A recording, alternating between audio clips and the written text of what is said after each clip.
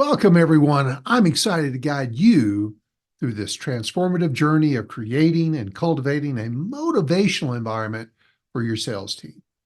Let's face it, sales teams are the backbone of any organization, driving growth and ensuring success.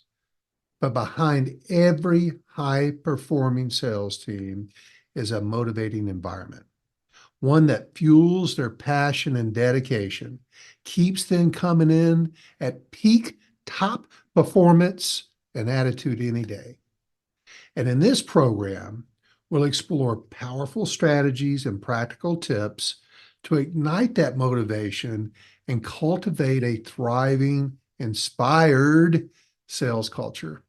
We'll dive into understanding what truly motivates your team, how to foster a positive and encouraging atmosphere, and the best practices for sustaining high levels of energy and commitment. From recognizing and rewarding achievements to creating a supportive community, you'll learn how to turn your sales team into a powerhouse of productivity and enthusiasm. And the great thing is most of these things cost you absolutely zero. It's just you, your ability, your skill set, and you adopting these best practices and tactics that I'm sharing with you. So get ready. You're in charge. You can get after it and make all the difference in the world if you listen and adopt my advice. Get ready to unlock the secrets to motivating your sales team and driving your organization to new heights. So let's get down to it. The environment in which sales teams operate can significantly influence their enthusiasm, commitment, and in turn, ultimately, their performance. As I've often said, their success comes between their ears, and that's their attitude. And you control that each and every day. Even if they come to work in a bad mood, even if they come in unmotivated, you, as an inspirational leader, can get that turned around and make the most of them while they're working with you today. And here are some effective strategies for building a motivational setting for your sales professionals. First, sounds pretty standard, but stick with me through this one. There's some nuances that you need to pick up on. Establish clear and achievable goals. I am shocked at how many times I begin working with organizations that they do a really weak job of establishing goals for sales teams. And then secondly, they believe somehow if they want to improve sales, that they just up the goal. And friends, I'm here to disappoint anybody that believes that's the way because it doesn't work. It just doesn't work. I'm going to give you something that may be anti-instinctual around this, but it works. And isn't that what you want? A motivated sales team, they get clear, achievable goals and challenges without being overwhelmed. And you, as a sales manager, should ensure that those goals are not only well defined, but also align with the broader objectives of the organization, of course. And I'm going to get into more nuances around this. Because it's important for team members to understand how their individual goal, listen to this, their individual goal fit into the company's overall strategy. Align their work and outcomes, their achievements with the company's goals and achievements. And you, as their sales leader, need to regularly review these goals in meetings. And when I say regular, I'm talking about, if not daily, weekly. Need to be talking about it all the time. What gets talked about gets improved. So it's a huge best practice for you to regularly review the goals and the achievements to these goals. Team meetings, one-on-ones, daily stand-ups. And this helps you, as their leader, maintain the focus and the motivation, which we're talking about today. You even need to incorporate some milestones that celebrates small achievements along the way, because there's all these incremental steps, if you will. It's advancing the ball down the field in steps, and then being able to see that advancement, hear that advancement. So visuals are really important to this. Posting how everybody's achieving their goals, where they're at to their goals on a daily basis is essential. So make sure you're talking about the milestones, the incremental progresses that they go through, and then constantly with encouragement. I talk about that a lot. Encourage, encourage. Remember the emotional bank account. The more you put in, the more you can take out. And this is one of those opportunities for you to make regular deposits.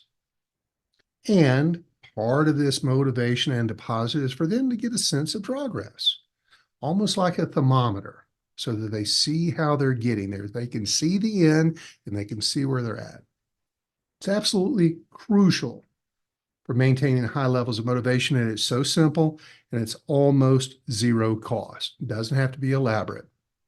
Devise a way to communicate achievement to goal, achievement to expectations. Now, this is part that's not quite instinctual for a lot of people, but stick with me on this. The goals have to be achievable. And where I alluded earlier about you just can't raise the goal and expect better performance to come out, that doesn't work. It may have worked once or twice, but rarely is that sustainable. Wins begets wins. In order to build motivation, they need to be hitting goals. And do not believe for a minute, just because I set the goal a little low, that's going to make them lazy. If that makes your team lazy, then you got the wrong team, my friends. We need to talk about how to hire better. It's probably a lot of things that have been built into the culture in the past that has brought them to the point where they just reach a goal and stop. So please examine yourself. Don't poo this, because it's a huge determinant to how well your team will achieve their goals and be motivated. The goals have to be achievable. So a little bit less than what you need, a little bit less. That's the part that's not instinctual. A little bit less than what you need from each person, and each goal needs to be personalized. Please do not approach goals with a one-size-fits-all. You're going to need to utilize historical achievements, territorial achievements, and it needs to be personalized by individual on your team. But most importantly, you want them getting wins. And the more wins they get, the more motivated and confident they're going to be. Don't make the mistake of creating these stretch goals using the false belief that harder goals will make your team work harder. It doesn't. They won't. Goals, this is the psychology of it, goals that are deemed unattainable have the opposite effect. When they look at that goal and they internally, they may not outwardly say this, or internally say, no way. What are these people thinking? What is my boss thinking? Where is that coming from? How in the world am I ever supposed to get that? You're dead at the starting gate. You'll never get where you want to get. But if they see that it's achievable, they know they can get there, they're much more likely to go after it. So be careful about stopping yourself at the starting gate, because if they don't believe that goal can be attained, it's unlikely that goal is going to be attained. It builds resentment towards you. Remember, people work for people. They don't work for the company, but you are the one that they're going to build resentment towards, and in turn, the company. And setting unachievable sales goals is, and I'm going to say it, a really dumb approach. It just never works. So don't do it. Get rid of that. You may have to go fight your boss over this. This is one of those times you need to stand up for the sales team. Have your boss trust you on this one. And if they want to talk to me, have them call me. I'd love to talk to them about it. because it just doesn't work. I can show them the history and the psychology around the importance of attainable goals and how that long term keeps your team motivated and turns them into killers on a daily basis. Setting realistic and achievable goals creates this compounding effect of positive outcomes. Doing so is motivational, and believe me, the fear of them hitting their goal and letting off the gas is rarely what happens. Or you've hired the wrong people, and we can talk about that. But if you're creating the right environment and have hired good sales team members, you will not have to worry about anyone coasting after hitting their goals. Well, let me move on to the second point I want to make with you about motivating your sales team today. This is, again, something that may not be quite instinctual to you, but it's huge. Provide opportunities for professional development. What does that mean? Continuous learning. Continuous learning and development are vital in keeping a sales team engaged and motivating. Always looking for new tools, always looking for fresh starts. Most sales team members are high I's, and they love change. They love different optimistic ways of getting to where they need to get. They want to achieve. Their ego wants them to achieve. You've got to put them in that position to achieve by training them, giving them these professional development opportunities. Let them upgrade their skill sets. Learn new ones. And this always leads to them performing for you at a higher level. And maybe setting you up for your next sales manager if you're one of these big growth companies. Now, what does all this look like? It could be on-the-job training. It could be trained by you. You could bring in professionals to do that. You could send them to workshops. You could create workshops. You can buy courses, seminars. There's a slew of them out there, including results-driven sales training. And when salespeople feel that their personal and professional growth is supported, that they feel part of something, they feel respected, they're involved, they're much more likely to feel valued. That gets trust going, respect going, and motivation. And that contributes to them being the best they can be. Third thing, create a supportive team environment. This is what that means. The dynamics within the team also play a crucial role in creating a motivational environment. You can't hang on to underperformers. You can't have these standout chest thumpers that everybody just rolls their eyes at. You got to watch that culture and the individuals that make up that culture. And in turn, you need to be encouraging teamwork, mutual support, like I've talked about in the past, during role plays. Reduce that stress and these distractions, these emotional distractions that these ends of the spectrum create, these overperformers who want to congratulate themselves all the time and make it about me. And also those underperformers who are dragging the whole team down. And certainly anytime you can create activities that foster team bonding, team building exercise, social outings. Most salespeople are social creatures. This helps create these and strengthen these relationships among your team members. Additionally, establishing a system where more experienced team members can mentor newer or less experienced team members from the beginning. That creates that team environment, that sense of collaboration and community. We can talk more later about the importance of having mentors on your sales team, someone that's not you, especially when folks need some help.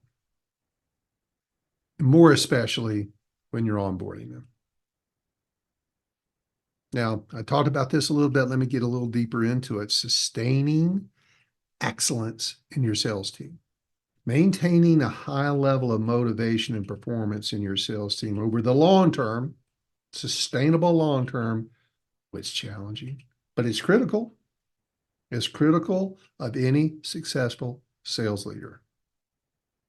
And in order for you to ensure sustained excellence, requires a strategic approach. It needs to include resilience, continuous improvement as part of the fabric of your team.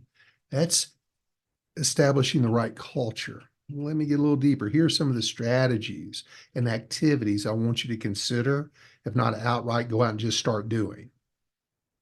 Here are some techniques for sustaining a motivational environment.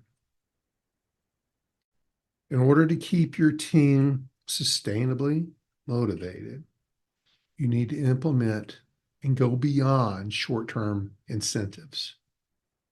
Because short-term incentives, these spiffs, these weekly contests, monthly contests, well, they're only good for a short time. And you have to do another one. If you're having to bribe your people to perform, I question whether that's the right thing or not. Yeah, that's a nice thing to do every now and then, but it shouldn't be a major part of how you're hitting your goals. What's more important, what's sustainably important and more cost effective is creating a positive work culture. And here it comes again, one that recognizes and rewards ongoing effort and success. You're 100% in charge of that, and it costs nothing. All you have to do is catch them doing it right. Regular feedback sessions, career development opportunities and discussions. Those are the sort of things that sustain motivation, not a $50 or $100 spiff, sustained. And as they show team members their progress, as your team members show their team members progress, and then they see that it's acknowledged, even maybe their career is being advanced and supported. They see others on the team getting that support for advancement. Maybe think about incorporating some gamification elements into your sales targets. Could also keep the routine exciting and engaging. Certainly, your sales team is going to be competitive. Please think about some competitive elements that you can put into it. And for sure, recognition is the rocket fuel to success. Now, we all know your sales team is going to run into some roadblocks, disappointments, some bad days, some deals going bad at the last minute, rejection, building resilience in your team against setbacks and disappointments. Again, that's all up to you. Resilience, their ability to dust themselves off and get back in the game, 100% on you. Because it's going to be inevitable, the ups and downs. So you, as a sales leader, should focus on building a culture, a team culture that not only celebrates wins, but also sees setbacks as opportunities for learning. That's where so many sales managers get off course, is they show sympathy versus empathy. What's the difference? Sympathy means that a salesperson comes to you and says, man, I lost the Carter deal. And you say, you lost the Carter deal. Oh man, that's got to really piss you off. I can't believe now I'm going to miss my goal too. That's sympathy. Last thing you need to do. Empathy is, oh, Charlie, I'm sorry you missed the Carter deal. That's got to be disappointing for you, but let's sit down. Let's unpack it. Let's see where we could have done a different. Let's see how we could have done this differently and maybe with a better outcome so that when faced with this again, it becomes a win instead of a loss. Or you even talk them through the situation, you unpack it and find out that they had no control over it. Your competition came in at half the price and that was all you could do about it. They lost it. It wasn't because the salesperson did anything wrong. That's disappointing, but they've got to know it's not you. Don't take it personally. Get back out there. Don't sympathize with their setbacks. Empathize, but help them learn from it. You can even think about implementing some regular resilience training sessions so that they can learn techniques for emotional regulation, but you control that emotional regulation, your facial expressions, how you deal with it, how your boss deals with it, how their peers deal with it. Stress management is huge. That's invaluable. And like I said in a previous lesson, let's role play this.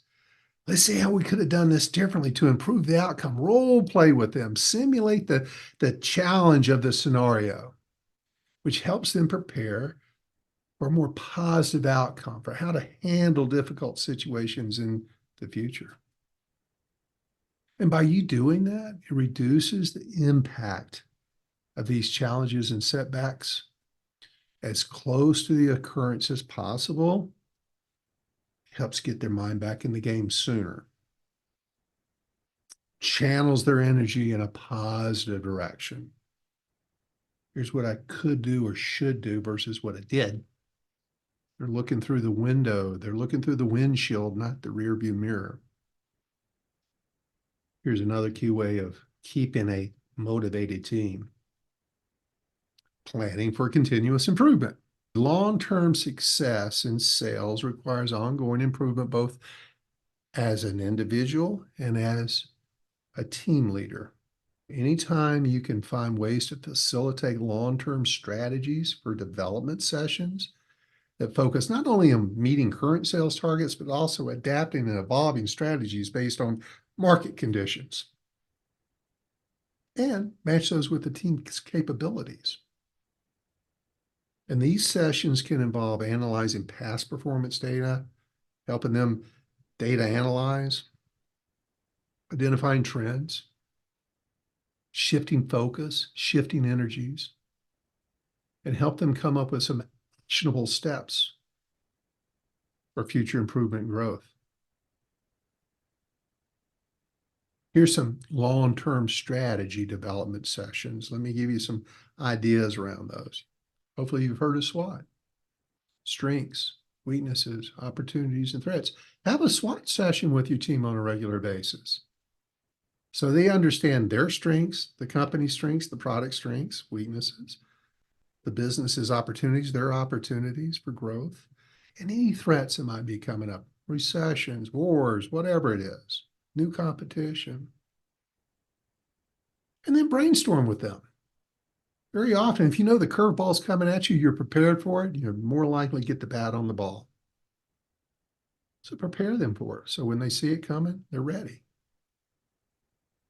Resilience training and crisis management simulations, conducting workshops around those can help your sales team manage their stress and certainly bounce back, rebound from setbacks.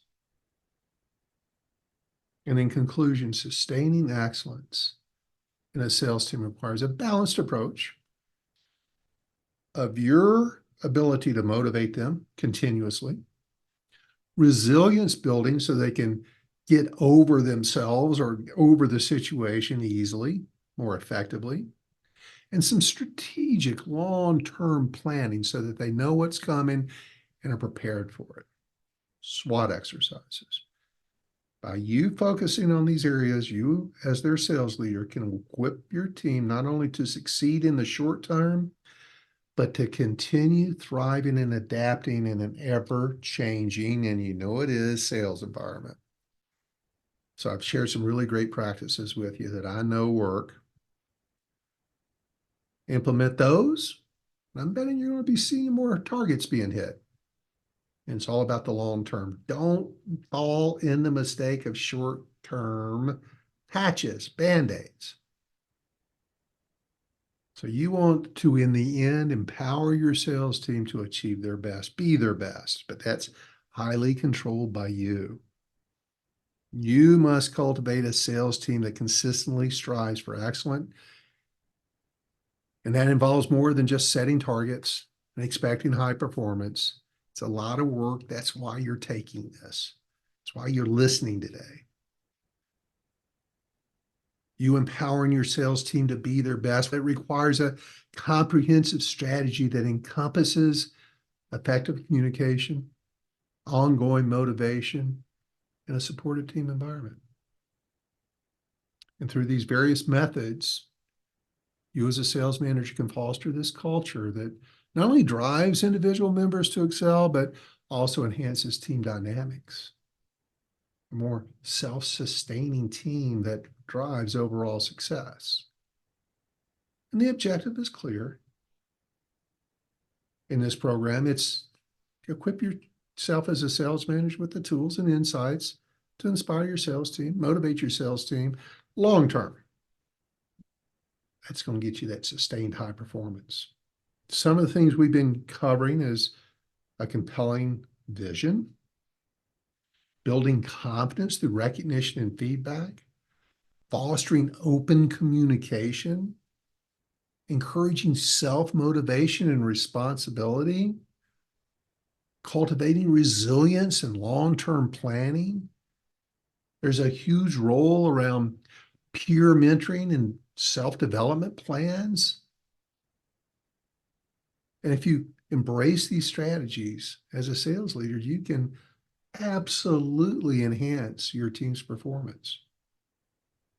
Because if they're not performing at a high level now, these are the changes you need to be making. Even if they are performing at a high level, they won't always. You got to keep yourself sharp. You got to keep putting tools in the box.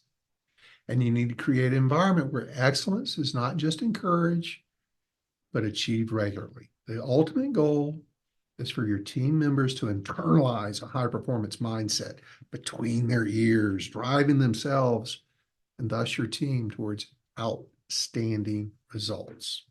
Assess your current communication strategies. Implement some of these techniques, if not all these techniques, to inspire and motivate your team. Develop a plan to consistently communicate and reinforce high-performance standards. Foster a culture of continuous improvement. And understand and embrace the importance of inspirational beliefs and motivations that you control.